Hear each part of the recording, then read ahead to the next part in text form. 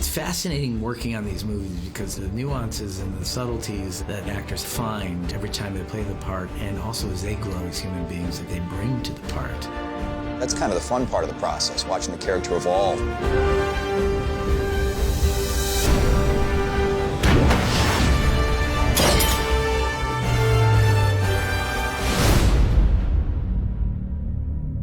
The first Captain America film is subtitled The First Avenger. There are men laying down their lives. I got no right to do any less than that. Born out of the technology of the 1940s, frozen in ice, coming back into the present day. To me, what's super exciting is, like, Cap's this kind of guy out of time. The world has changed. None of us can go back. All we can do is our best. The great thing about Chris is he's not afraid of also embracing the conflicted part of Captain America, who still pines for the days of the 1940s when he was a kid out of the war. For as long as I can remember, I just wanted to do what was right. Guess I'm not quite sure what that is anymore. There is a sense of longing and of loss to the character that Chris never fails to articulate to audiences. We try to save as many people as we can. Sometimes it doesn't mean everybody. But if we can't find a way to live with that, next time, maybe nobody gets saved. Steve's going through a lack of trust for other people. Multiple situations in his life, he's seen government fail, so I think he feels that he is the most trustworthy. In a lot of ways, he's the moral backbone of the Avengers. That is the dynamic. And for Tony Stark to defer authority to anybody, you know that anybody's got to be a pretty stand-up guy. Lab's all set up, boss. Oh, actually, he's the boss. I just pay for everything and design everything and make everyone look cooler.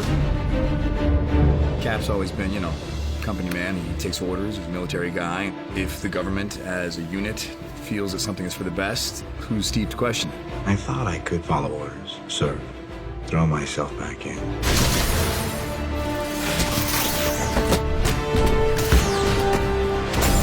It's just not the same. Through the events of the Winter Soldier, he learned that it's very hard to trust a government, any power structure that wants control. It's very interesting to see Steve Rogers, to see Tony very naturally and realistically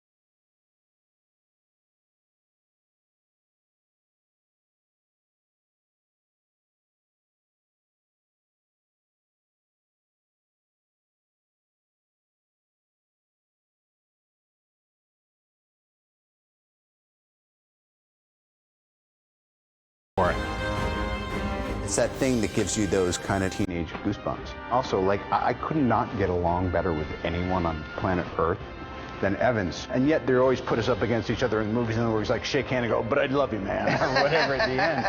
Isn't that the mission? Isn't that the why we fight? So we can end the fight, so we get to go home? Every time someone tries to win a war before it starts, innocent people die. Every time. This time it's like, let's ditch the handshake. Yeah. And let's see what happens. But of course, neither of us being right or wrong, I just think it adds a complexity. Sometimes I want to punch you in your perfect teeth. But I don't want to see you gone. We need you, Cap.